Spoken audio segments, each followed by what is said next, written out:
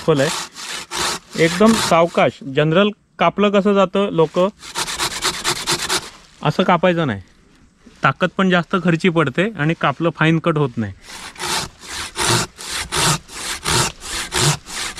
जेवढं हळू करू तेवढं अधिक. आता अशी जी मोठी फांदी असते पुढे मोठी, तर खालनं त्याला लावून घ्यायचं म्हणजे साल पिंजणार नाही. आता तुम्ही वरतून कट केलात आणि खालून कट केलात, त्याचं कारण काय? कारण की माझ्या अभ्यासानुसार तुम्ही कट केलं असतं तर इथे कट झालं असतं आणि साल पिंजण्याचं प्रमाण राहतं, याने ते साल पिंजणार नाही. त्यामुळे ते करून घेतलं. ही छोटी फांदी होती, ह्याला पुढे झोला नव्हता.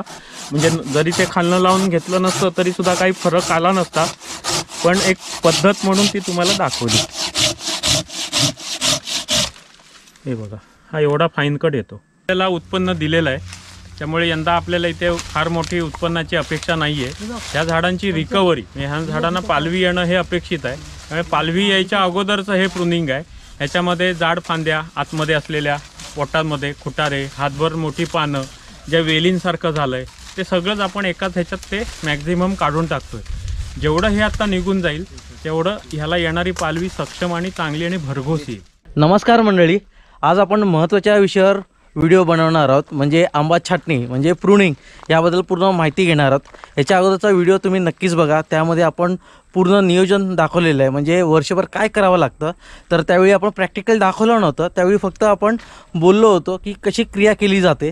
तर आज आपण प्रॅक्टिकल बघणार आहोत आणि शुभारंभ चालू झालेला आहे म्हणजे छाटणीचा. ज्यावेळी जो बागायतदार असतो, जो मालक असतो, त्यांनी लहानपणापासून जे आंबे लावलेले असतात, म्हणजे त्याचं नियोजन केलेलं असतं, लहान मुलांसारखं त्यांना मोठं केलेलं असतं. त्यानंतर मग त्याची छाटणी केली जाते, जेणेकरून तो उंच झाला पाहिजे आणि त्यातून चांगलं उत्पन्न मिळलं पाहिजे. तर आज आपण महत्त्वाचा व्हिडिओ बनवणार आहोत आणि जास्तीत जास्त मंडळीपर्यंत पोचवा, जेणेकरून आपले जे शेतकरी मंडळी आहेत तर त्यांना खूप फायदा होऊन जाणार आहेत. तर इथे तुम्ही बघू शकता कामाची सुरुवात झाली आहे, ते पण गोड, ते पण लाडूंनी दिलेले आहेत. आणि हे बघा, तर नमस्कार. आपलं नाव कसं? मी राजेश पटवर्धन. आज आपण महत्त्वाचा व्हिडिओ बनवणार आहोत प्रुनिंगचा. तर आज पहिल्यांदा मी बघितलं आहे की शेतकरी वर्ग जेव्हा छाटणी करतो तर त्यावेळी असं सगळ्यांचं गोड तोंड करतो, जेणेकरून आपल्यामध्ये म्हणजे बागेमध्ये चांगलं उत्पन्न यावं आणि आपले जे मंडळी आहेत ते आनंदित राहावं, सगळं नीट चालावं. तर त्यासाठी एक बिग थम्सअप. तुम्ही आज मला हे बघायला मिळेल, त्यासाठी मनापासून धन्यवाद. तर हे सर्व आपले गावातले मंडळी आहेत. असंच गोड तोंड झालं पाहिजे आणि आयुष्यामध्ये सगळ्यांनी असं आनंदित राहिलं पाहिजे आणि शेतकरी वर्ग मोठा झाला पाहिजे. इथे तुम्ही बघू शकता आंब्याची झाडं किती मोठी झालेली आहेत. तर ह्या झाडांना आहे ना प्रुनिंग करणं महत्त्वाचं आहे. जसं आपल्या शरीरामध्ये जेव्हा केस वाढतात, कटिंग करतो तर चांगलं वाटतं, तसंच ते आहे की आंब्याची काळजी पण घेणं गरजेचं आहे. तर इथे बघा, हा आंबा बघा आणि हा आंबा बघा, म्हणजे आंब्याच्या झाडामध्ये फरक आहे बघा किती. हे पूर्ण भरलेलं आहे आणि हे थोडंसं आहे, कारण की भविष्यामध्ये हे पण नंतर प्रुनिंग झाल्यानंतर होणारच आहे. तर इथे बघू शकता हे सर्व मंडळी काम करणार आहेत, प्रुनिंगचं पूर्ण म्हणजे छाटणीचं पूर्ण काम करणार आहेत. तर बऱ्याच मंडळींना माहीत नाही छाटणी म्हणजे काय. त्याचबरोबर जे शेतकरी मंडळी आहेत, म्हणजे आता त्यांना शेतामध्ये उतरायचं आहे, म्हणजे आंबा लागवड करायची आहे आणि त्यांना नव्याने आंब्याची लागवड करायची आहे. तर प्रुनिंगबद्दल बरं काहीच माहिती नसतं. जसं मी पहिला असं विचार करायचो की आंबा झाड प्रुनिंग करायचं नाही, वाढायचं आणि त्यातून आपल्याला चांगलं उत्पन्न मिळेल. पण ज्यावेळी मला समजलं प्रुनिंग करणं महत्त्वाचं आहे आणि त्यातून चांगलं आपल्याला उत्पन्न मिळू शकतं. तर बऱ्याच मंडळींना माहीत नाही. तर प्रुनिंग म्हणजे काय? नमस्कार, मी राजेश पटवर्धन. आज आपण रुण राजापूर येथील सलीमभाई रखांगी शेठ यांच्या बागेत आहोत. इस्टेट ही मोठी आपलं त्यांचं शेठचं आहे. हे बदरुद्दीन शहा हे या बागेचे रखांगी शेठचा मॅनेजर मी. हे शांताराम पाजवे इथले सगळं इन्चार्ज सुपरवायझर आहेत आणि ही आपली सगळी टीम आहे, वर्कर. हे आपल्या इथले नेहमीचे असतात, खूप वर्ष काम करतायत ह्या बागेमध्ये. तर आता आपण प्रुनिंग ह्या विषयाने आज आपण जे काही सगळं बोलणार आहोत ते आज प्रुनिंग आणि त्याचा डेमो यासाठी आपल्याकडे ही सगळी टूल्स आणलेली आहेत. आता प्रुनिंग म्हणजे नेमकं काय ते आपण पहिलं जाणून घेऊया. प्रुनिंग म्हणजे झाडाचं रिजनरेट, त्यांना ताकद देणं हे त्यामागचा उद्देश आहे. मग ती छोटी झाडं असोत, मोठी असोत किंवा खूप वयातीत 80-100 वर्षांची असोत, त्या झाडांची जी काही हेळसांड झालेली असते, रिकव्हरी असते, ती सगळी ह्या प्रुनिंगच्या माध्यमातून आपण लवकर रिकवर करू शकतो. आता हे जे प्रूनिंग आहे ते जो कन्सेप्ट म्हणून आपण काम करतो, तर ते आपला आपण डेव्हलप केलेला हा कॉन्सेप्ट आहे, कोणाची कॉपी नाही. त्याच्यानंतर सगळ्यात महत्त्वाचं असं की सप्टेंबरपासून म्हणजे ऑगस्ट एंड सप्टेंबरपासून मे अखेरपर्यंत किंवा पाऊस पडेपर्यंत हे आपण प्रूनिंग करत असतो टप्प्याटप्प्यानुसार. आपल्याला झाडं भुणवून टाकणं, छाटून टाकणं, बोडकी करणं हे आपल्याला मान्य नाही. कारण अशी जेव्हा झाडं केली जातात तेव्हा बरीच म्हणजे त्यापैकी काही झाडं मरण्याचीही शक्यता असते, कारण हेवी त्यांना खूप मोठा स्ट्रोक बसतो आणि उत्पन्न किमान 3 वर्ष ते 5 वर्ष जसं झाडाचं वय असेल आणि असं केलं असेल तर ते किमान 3 ते 5 वर्ष त्याचं उत्पन्नच मिळत नाही, खर्च मात्र सगळा करावा लागतो. पण त्यापेक्षा त्याच वर्षांमध्ये आपण टप्प्याटप्प्याने जर प्रूनिंग केलं तर आपल्याला उत्पन्नही मिळेल आणि रिकव्हरी आणि डेव्हलपमेंटही मिळेल. या पद्धतीने आपण प्रूनिंगचं काम करतो. आता जे पॅक्लोबेट्रोझॉल म्हणजे आता लोकांच्या सर्वश्रुत तोंडात असतं कल्टार. आता हे कल्टार वापरण्याची पद्धत सगळीकडे मॅक्झिमम आहे. म्हणजे असा कोण हाताच्या बोटावर मोजावेत एवढेच लोक असतील की जिथे कल्टार वापरलं गेलं नसेल. आता मागच्या एपिसोडमध्ये आपण कल्टार आणि सगळ्यावर उहापोह केलेला आहेच. तर कल्टार किंवा आपण जे पॅक्लोबेट्रोझॉल म्हणून जे ग्रुप आहे त्याचे जे दुष्परिणाम आहेत ते सगळ्याही ठिकाणी दिसतात आपल्याला. तर त्याचे दुष्परिणाम ते कमी व्हावेत, झाडाची आतली ताकद भरावी आणि डेव्हलपमेंट दिसाव्यात, कारण येणारी पालवी सक्षम पाहिजे, यासाठी आपण हे प्रूनिंग कॉन्सेप्ट करतो. आता ह्या प्रूनिंगमध्ये 2 टप्पे होतात, एक पालवीचा टप्पा आणि मोहरापासून आंबे काढणीचा टप्पा. आता ह्या पालवीच्या टप्प्यामध्ये पण 2 भाग पडतात, एक पालवी यायच्या अगोदरचं प्रूनिंग आणि पालवी येऊन गेल्यानंतरचं प्रूनिंग.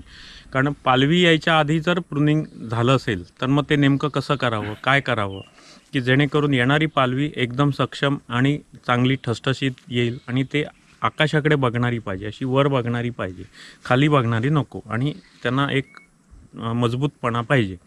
पानांना नितळपणा चांगला पाहिजे, पानाचा देठ मजबूत पाहिजे.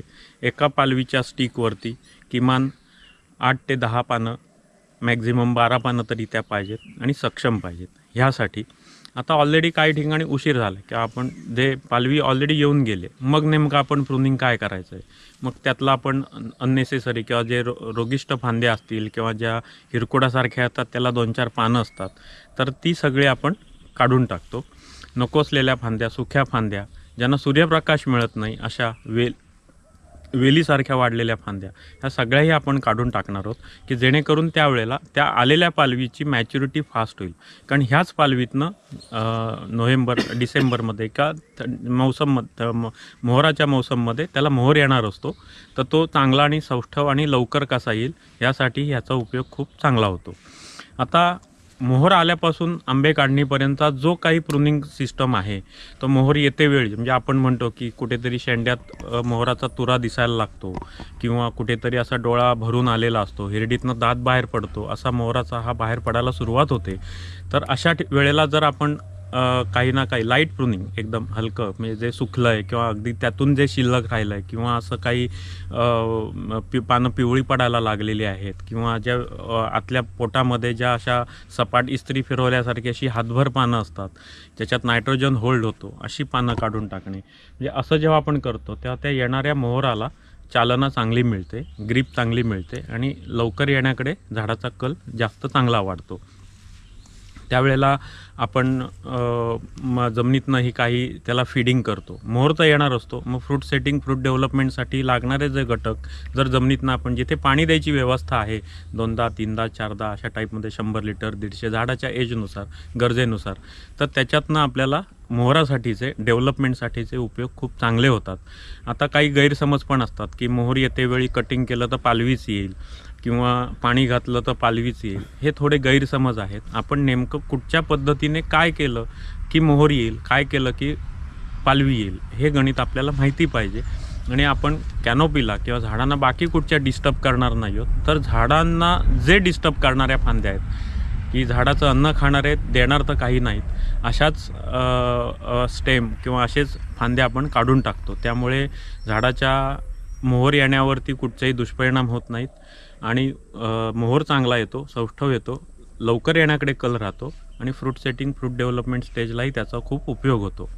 आता मोहर येतो, फुलतो, फ्रूट सेटिंग होतं, म्हणजे मोहरी, मूग, वाटाणा, काबोली चणा, गावठी बोर अशा ज्या काही स्टेजेस असतात त्या फार महत्त्वाच्या आणि नाजूक अवस्थेत असतात. तर अशा ह्या प्रुनिंगमुळे त्यांना स्पीड मिळतो किंवा आपण स्प्रेइंगमधनं विविध प्रकारची औषधं वापरतो जी ऑर्गॅनिक आहेत आणि जी डेव्हलपमेंटसाठी खूप उपयोगी आहेत. अवेलेबल फॉर्म आणि ऑर्गॅनिक फॉर्म अशा असल्यामुळे त्याचे क्वालिटीवर पण चांगले परिणाम होतात आणि अवेलेबल फॉर्ममध्ये असल्यामुळे झाडाने जे काही त्याच्याकडे अन्नांश आहेत ते नंतर वापरले जातात, कारण हे अवेलेबल फॉर्ममध्ये आहे. त्यामुळे ह्या डेव्हलपमेंट स्टेजमध्ये ते लवकर वापरले जातात आणि आपल्याला रिझल्ट त्याचे खूप चांगले दिसतात. आता गावठी बोर साईज होईपर्यंत म्हणजे एवढा साईज की आपण एक्स्ट्राचं ड्रॉपिंग होतं, म्हणजे मोहरावरती जास्त संख्येने फ्रूट सेटिंग झालेलं असतं, म्हणजे आंबा धरलेला असतो. 5, 7, 8, 4, 5 आणि 1 किंवा 2च राहणार असतात. त्यातले काही मोहरात टिकणार पण नसतं. आत्ता दिसतं फ्रूट सेटिंग, पण ते नंतर ड्रॉपिंग होणार असतं. शेवटी झाडाची ताकद किती आहे, आतली ताकद जी इम्युनिटी पॉवर म्हणतो, त्या ताकदीवरती झाड आपली फळं किती ठेवणार हे झाडाला बरोबर सगळ्या गोष्टी माहीत असतात. तर तेवढ्याच ते फळं तिथे राहणार आहेत. तर ती असलेल्या फळांना साईज कसा मिळेल, वेट कसा मिळेल, क्वालिटी कशी चांगली येईल, लालीवाल्या आंब्यांची संख्या कशी येईल, ह्याकडे आपण कल दिलेला असतो.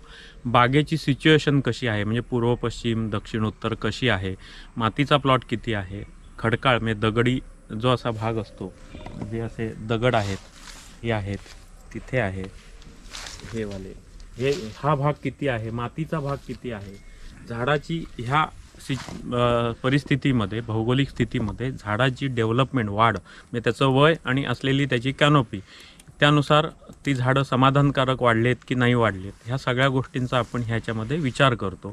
आपला जो भर आहे तो मिनिमम केमिकल मॅक्झिमम ऑर्गॅनिक असा असल्यामुळे हळूहळू केमिकल कमी कशी करता येतील, जमिनीतनं असतील किंवा फवारणीतनं असतील की ह्या पद्धतीने, किंवा इवन कल्टारसुद्धा आपण म्हणजे जे पॅक्लोबेट्रोझॉल जे आहे ते प्रमाणं कशी कमी येतील या पद्धतीने जर विचार केला तर आपल्याला क्वालिटी चांगली असण्यासाठी आपण जास्त प्रयत्नशील असतो. आता जमीन एकदम रिच पाहिजे, म्हणजे सुपीक पाहिजे, झाडाची हेल्थ एकदम चांगली पाहिजे आणि फ्रूट क्वालिटी द बेस्ट पाहिजे.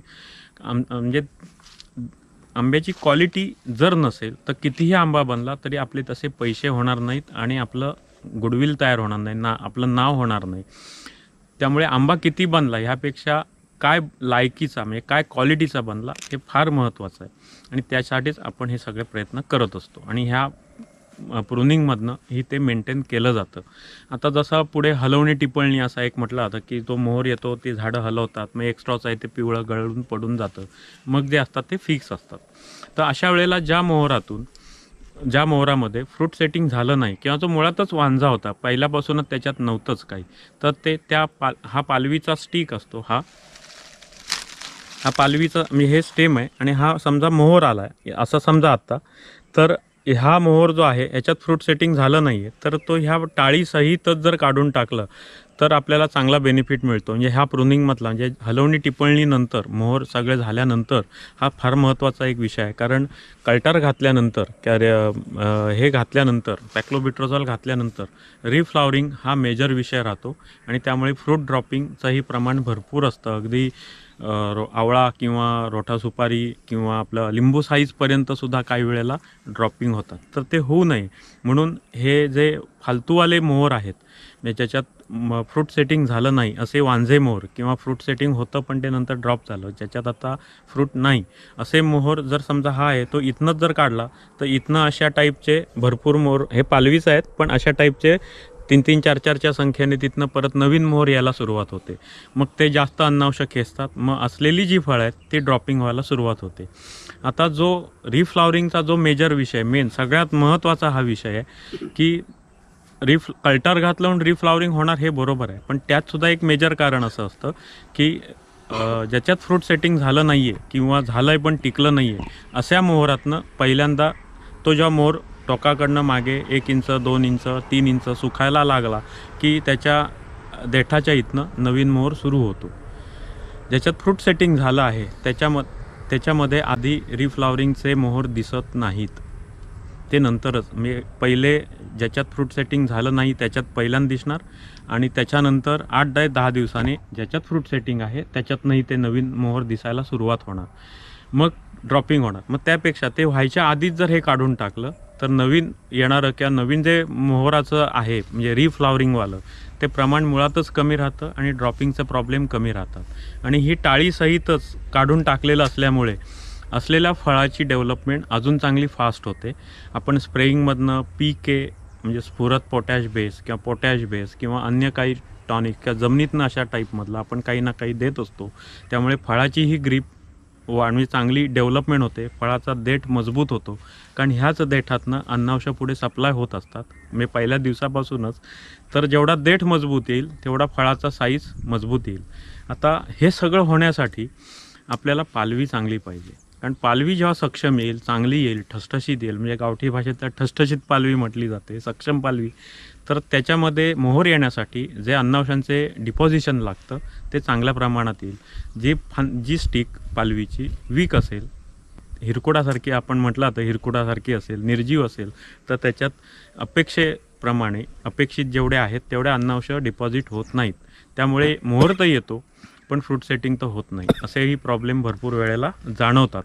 ते सगळे हे प्रॉब्लेम जे आहेत त्यांचा पहिल्या दिवसापासूनच विचार केलेला असल्यामुळे पुढे येणारे प्रॉब्लेम हे मिनिमाइज होतात आणि आपल्याला एका चांगल्या यील्डकडे जायला म्हणजे एक चांगलं यील्ड आपल्याला मिळून जातं. असं जेव्हा आपण 1 वर्ष केलं, दुसऱ्या वर्षी केलं, तिसऱ्या वर्षी केलं तर एक 2-3 वर्षामध्ये आपल्याला त्याचे खूप चांगले आणि ज्या आता काही ठिकाणी बागा कराराच्या असतात 1 किंवा 2 वर्ष, 3 वर्ष. मग जेवढं ते कराराची बाग आहे तेवढं केलं की त्याला काय रिझल्ट मिळतील.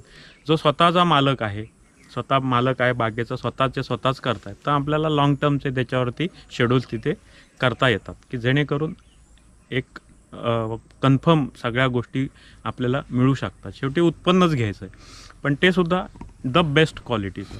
आणि जेव्हा तुमची अशी द बेस्ट क्वालिटी असते तेव्हा मार्केट असो किंवा तुमचा प्रायव्हेट असो तुम्हाला चांगले पैसे मिळतातच. कारण आंबा हे एकदम सेन्सिटिव्ह पीक आहे. आंबा हे एकदम पेरिशेबल आहे. तर तुम्ही जेवढं त्याला चांगल्या प्रकारे ट्रीट कराल तेवढं आपल्याला उत्पन्न चांगल्या प्रकारे येणार आहे. आता हे प्रूनिंग केल्यामुळे नेमकं काय काय होतं तर आधी भुनवून छाटून टाकत नाहीत. त्यामुळे झाडाला कुठच्याही प्रकारचे त्रास, दुःख म्हणजे स्ट्रोक बसत नाही. जे नको आहे थोडे टप्प्याटप्प्यानं करत असल्यामुळे झाडं आपल्याला चांगला रिस्पॉन्स देतात. जे नको आहे ते झाडावरचं काढलं असल्यामुळे झाडांना अधिक आतली ताकद वाढते आणि पुढच्या डेव्हलपमेंट सुरू होतात.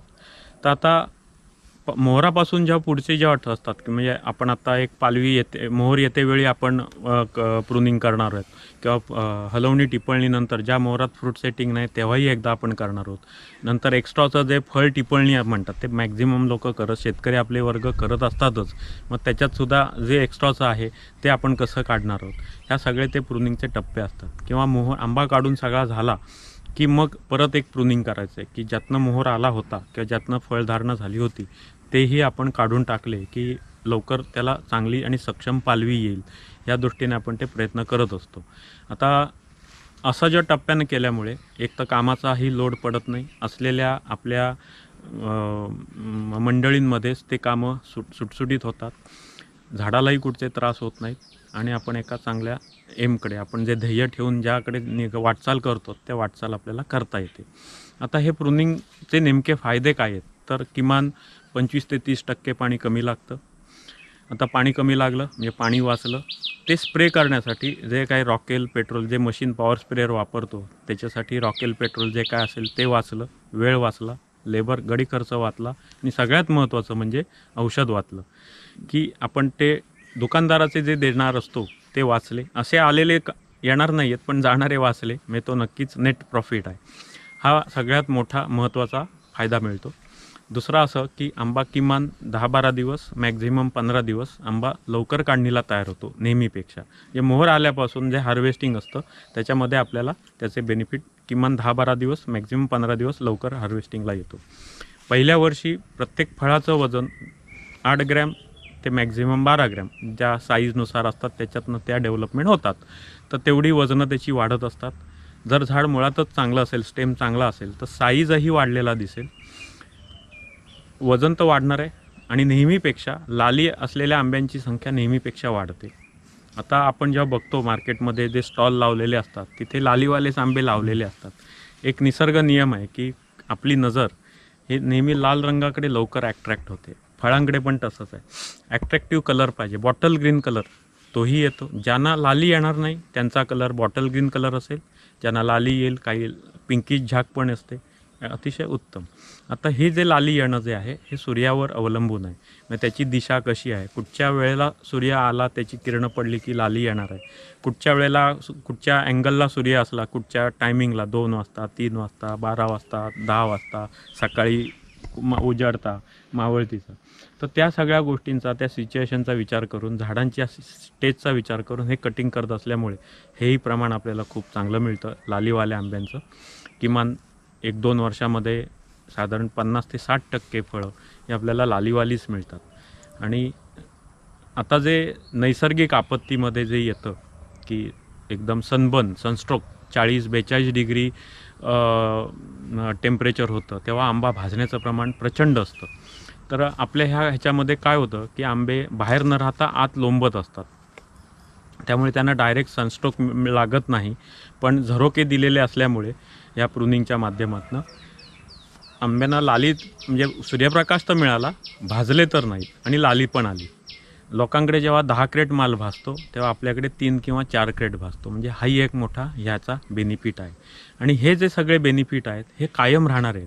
ह्याच्यामध्ये जसं आपण 4 डझन ते 9, 10, 11, 12 जसं असेल प्रत्येकाचे ग्रेडेशननुसार जे आंबे भरण्याची पद्धती आहेत. पण आपण 4 डझन ते 9 डझन भरण्याच्या पद्धती भरपूर आहेत. तर जे 8-9 डझनचे जे आंबे आहेत ते पुढच्या 1-2 वर्षांमध्ये कमी कमी होतात आणि ते वरच्या ग्रेडमध्ये गेलेले असतात. प्लस जो वरचा साईज आहे तो अजून वरच्या ग्रेड म्हणजे 4, 5, 6, 7 ह्या ग्रेडमध्ये आपल्याला जास्तीत जास्त चांगले आंबे मिळण्यासाठी या सिस्टमचा उपयोग होतो. साधारण 3ऱ्या वर्षीला आपल्याला 4, 5, 6 ह्या स्टँडर्ड ग्रेडमध्ये आपल्याला मॅक्झिमम आंबे मिळतात. 7, 8 एकदम मिनिमाइज असतात आणि आंब्याची क्वालिटी द बेस्ट असते. प्रुनिंग जेव्हा आपण करतो तर सुरुवात कधी करायची, म्हणजे कुठल्या महिन्यापासून सुरुवात करणं गरजेचं आहे प्रुनिंगसाठी? हां, आपण जे प्रुनिंग सुरू करतो ते ऑगस्ट एंड ह्या दिवसात. म्हणजे आता कल्टार साधारण म्हणजे पॅक्लोबिट्रोझॉल हे साधारणपणे 15 ते 20 ऑगस्टपर्यंत घालून मोकळं होतं. मग काही बाकी इतर जरा साफसफाईची कामं असतात. मग ऑगस्ट एंड किंवा सप्टेंबरच्या पहिल्या आठवड्यात चालू केलं तरी चालतं. आणि ज्या झाडांनी आपल्याला उत्पन्न दिलं आहे किंवा मोहर दिला आहे किंवा ज्यांना आपण इन द ऑफ सीझन आहे, आपण ज्यांच्याकडनं फार अपेक्षा ठेवलेली नाही आहे कारण त्यांनी ऑलरेडी या गेल्या सीझनमध्ये आत्ताच्या आपल्याला भरपूर उत्पन्न दिलेलं आहे, अशा झाडांचं आपण पहिल्यांदा प्रुनिंग चालू करतो. कारण तिथे आपल्याला चांगली पालवी अपेक्षित असते. म्हणजे पालवी अपेक्षित असते ती चांगली येण्यासाठी ह्या प्रुनिंगचा उपयोग जर केला तर त्याला सप्टेंबर अखेर किंवा ऑक्टोबरमध्ये भरघोस आणि सौष्ठव पालवी येते. मग त्याच्यात जो काही भाग शिल्की राहिलेला असतो, ज्याच्यातनं मोहर आला नाही, असा जो काही टाळा म्हणजे पालवा शिल्लक असतो त्यालाही पालवी येते आणि त्याला डिसेंबर किंवा जानेवारीच्या पहिल्या आठवड्यामध्ये त्यातनंही मोहर येतो आणि साईजवाला येतो. कारण तेव्हा मोहरांची संख्या मुळात कमी असते आणि संख्या कमी असल्यामुळे आंब्यांची संख्या कमी पण त्यांचा साईज वाढतो की जेणेकरून तुम्हाला तोही एक चांगला बेनिफिट मिळतो. त्याच झाडांमध्ये जेव्हा नेक्स्ट इयर जेव्हा ते ऑन इयर असेल, जेव्हा आपण सगळं त्याचं हे करणार आहोत, तर तिथे तुम्हाला साईजमध्ये पण आणि एकंदर डेव्हलप लवकरच्या ह्याच्यामध्ये पण त्याचे बेनिफिट चांगले मिळतात. आणि ज्या झाडांना आपण कल्टार घातलं आहे म्हणजे पॅक्लोबिट्रोझॉल घातलेला आहे आणि त्यांच्याकडनं उत्पन्न अपेक्षित आहे, तर अशा झाडांना आपण पहिल्यांदा त्याने जोपर्यंत त्याचा नूर दाखवत नाही, म्हणजे मोहर येतोय की पालवी येते हे जोपर्यंत दाखवत नाही तोपर्यंत आपण त्या झाडांची डॉर्मन्सी ब्रेक करत नाही. पावसाळ्यामध्ये झाडं डॉर्मन्सी असते, डॉर्मन्सी त्यांचे पिरियड चालू असतो. तर अशात जर ती डॉर्मन्सी ब्रेक झाली तर त्यावेळेला असलेल्या हवामानानुसार झाडं पालवी पण टाकू शकतात, कल्टारवाली किंवा पॅक्लोबिट्रोझॉलवाली किंवा ज्यांच्याकडनं आपण उत्पन्न अपेक्षित ठेवलं अशा झाडांकडनं. मग त्याऐवजी त्यांनी काय ते दाखवावं. कारण आता पॅक्लोबिट्रोझॉल घातलं म्हणून लवकर मोहर आला असं आता घडत नाही आहे. कारण एवढं कोकणामध्ये किंवा कुठेही आंब्यावरती लाखो लिटर एवढं पॅक्लोबिट्रोझॉल विकलं जातं आहे, पण आगपमध्ये आंबा फार कमी असतो काही लोकांकडेच आणि तो सुद्धा ठराविक असतो, बाकी सगळा हा नंतरच असतो. याचाच अर्थ जरी ते घातलेलं असलं तरीसुद्धा तो आगप येईलच अशी शाश्वती नाही, मोहर येईल नक्की. तर त्यानुसार त्या झाडांनी जो काही त्याचा नूर दाखवला, मोहर येतोय समजा, तर मोहर यायला लागला की मग आपण त्याची त्यावेळची शेड्यूल आपली त्यावेळेला सुरू होतात. मग रोगिष्टा काढून टाका, सुकलेल्या काढा किंवा अजून कुठच्या वेली आहेत ज्यांना सूर्यप्रकाश मिळत नाही, त्यांना पानं पिवळी पडली आहेत, अशाही आपण ते आता आपण प्रुनिंग डेमोमध्ये बघणार आहोत की वीक ब्रांच किंवा कसं काय वेली कुठच्या काय कसं ते तर त्याच्यात ते समजून जाईल. तर अशा मोहरवाल्यांना आपण नंतर करतो ज्यांना पालवी अपेक्षित आहे. भरघोस पालवीसाठी आपण ह्या पद्धतीने आत्ताचं प्रुनिंग चालू करतो. प्रुनिंग दरवर्षी करावं लागतं का? कारण की आहे ना, आंबा 1 वर्ष आड करून येतो. तर आपण ह्या वर्षी केलं आणि पुढच्या वर्षी नाही केलं तर चालू शकतं का? नाही, प्रुनिंग हे दरवर्षी केलेलं केव्हाही चांगलं. कारण झाडामध्ये 2 प्रकारच्या स्टेजेस असतात. एक पालवीचा स्टेज, एक मोहरापासून आंबे काढणे म्हणजे मोहराचं म्हणजे व्हेजिटेटिव्ह ग्रोथ आणि रिप्रोडक्टिव्ह ग्रोथ म्हणजे मोहर आणि पालवी दोन्ही असतात. तर एक ग्रोथ झाली म्हणजे पालवी आली की झाड पुढच्या डेव्हलपमेंटला सुरू करतं म्हणजे मोहरासाठीचं. मोहर दिला की झाड मग पालवीच्या डेव्हलपमेंटला सुरुवात करतं. त्यामुळे जरी ते ऑफ सीझन असलं तरी ह्या प्रुनिंगमुळे पालवीचा पर्सेंटेज नेहमीपेक्षा चांगलं मिळाल्यामुळे आपल्याला नेक्स्ट इयरलाही त्याचे बेनिफिट मिळतात. आता ज्यांनी पॅक्लोबिट्रोसॉल घातलेलं आहे मागच्या सीझनमध्ये तर यंदा ते घालणार नाही आहेत. तर अशा वेळेला मागच्या वर्षी घातलेल्या पॅक्लोबिट्रोसॉलचा किंवा त्या कल्टारचा 30 ते 40% मोहरासाठी उपयोग होतो. म्हणजे तेवढं उत्पन्न येणार असतं. मग असं वजन वाढून किंवा साईज वाढून जर आलं तर ते गणित म्हणजे जे टक्केवारी आहे ती 10% 15%ने अजून वाढेल. म्हणून प्रुनिंग हे म्हणजे प्रुनिंगमध्ये वेगवेगळे प्रुनिंग म्हणजे छाटून भुंडून नाही तर त्याच्यात प्रुनिंग आहे, थिनिंग आहे, ट्रिमिंग आहे, असे थोडे त्याच्यात 7-8 प्रकार त्याच्यामध्ये आहेत. तर नेमकं कुठच्या वेळेला काय केलं की काय घडणार आहे हे आपल्याला माहिती पाहिजे आणि त्या पद्धतीने त्या स्टेज वाईज म्हणजे पालवीची स्टेज असेल, पालवी येऊन गेल्यानंतरची स्टेज असेल, मोहर येते वेळची स्टेज असेल म्हणजे त्या पुढच्या मोहर आला, फुलला, फ्रूट सेटिंग, फ्रूट डेव्हलपमेंट आणि पुढच्या टप्पे तर त्या वेळेला आपण त्या पद्धतीचं प्रुनिंग हे करतच असतो. ऑफ सीझन असला तरीसुद्धा आपण त्या वेळेचं प्रुनिंग हे करत असतो. म्हणजे प्रुनिंग थांबत नाही, कायम त्याचा मेंटेनन्स हा चालूच असतो. कारण पालवी जरी आली तरी त्याच्यातसुद्धा वीक पालवी म्हणजे ज्याला जोर नाही त्या पालवीला अशाही ब्रांचेस असतात त्याच्यामध्ये किंवा जे मल्टिपल बडिंग 4-5च्या संख्येने जास्त संख्येने जेव्हा पालवी येते तेव्हा 2-3च स्टिक पालवीच्या असतात. त्या एकदम चांगल्या ठसठशीत आपल्या ज्या पाहिजेत सौष्ठव तशाच असतात. बाकीच्या आपल्याला काढून टाकायच्या असतात. तर ते आपण पालवी ती पोपटी झाली किंवा त्यांना त्या पालवीला कडकपणा आला की आपण ते पालवी काढून टाकतो की जेणेकरून असलेल्यांचा डेव्हलपमेंट चांगली मिळेल, त्यांची सौष्ठवता चांगली राहील आणि झाड पालवी किंवा मोहर जो काही प्रत्येक स्टेमला जे द्यायचं असेल ऑफ सीझनमध्ये ते त्यांना देईल आपल्याला. त्यामुळे प्रुनिंग हे दरवर्षीच आहे. आता आपण पूर्ण प्रॅक्टिकल करणार आहोत. सांग तरी इथे किती झाडं आहेत? इथे एकंदर आपले 4 ते 5 गट आहेत. हे रखांगी इस्टेट म्हणून इथे खूप मोठं 2000 कलम आहे. हां, तर आपली 2000 कलमं आहेत. वेगवेगळे इथे 4-5 गट आहेत. तर ही साधारण एक 30-1 वर्षांची झाडं असतील. तिकडे जी आहेत ती जी आहेत ही बाहेर नवीन लागवड आहे ती 8-10 वर्षातली आहे. तर अशा इकडे खालच्या भागाला आहेत ती अजून 30-40-50 वर्षाची पण आहेत. अशा वेगवेगळ्या टप्प्याची इथे ग्रुपमध्ये आहेत. एक रस्त्याच्या पलीकडच्या भागाला अजून एक नवीन प्लॉट आहे तिथे 600 झाडं आहेत. प्लस एक दुसरा गट आहे ह्याच बाजूला लागून आता इथनं दिसणार नाही ते तिथे किती 300-350 हां तिथे 350 कलमं आहेत. ती पण अशा टाईपची रोपदळ छान कलमं आहेत. 600 कलम. हां, आणि जो एक नवीन प्लॉट आहे त्या साईडला पलीकडच्या भागाला तो तिथे 600 झाड आहेत. पण तिथे खूप जंगल वगैरे होतं. आउटरेट रखांगी शेटनी ते विकत घेतलं आहे आणि आता तिथे डेव्हलपमेंट चालू आहेत. आता तिथे नवीन लागवड पण पावसाळ्यानंतर तिथे करायची आहे. जवळपास 1000 झाडांचं शेड्यूल तिथे आहे प्लांटेशनचं. आणि ते सगळं मगाशी जे तुम्ही म्हणाला होतात की नवीन लागवड असेल तर आपण काय काय करणार आहोत, तर मागच्या एपिसोडमध्ये आपण हे बघितलं होतं, सांगितलं होतं म्हणजे.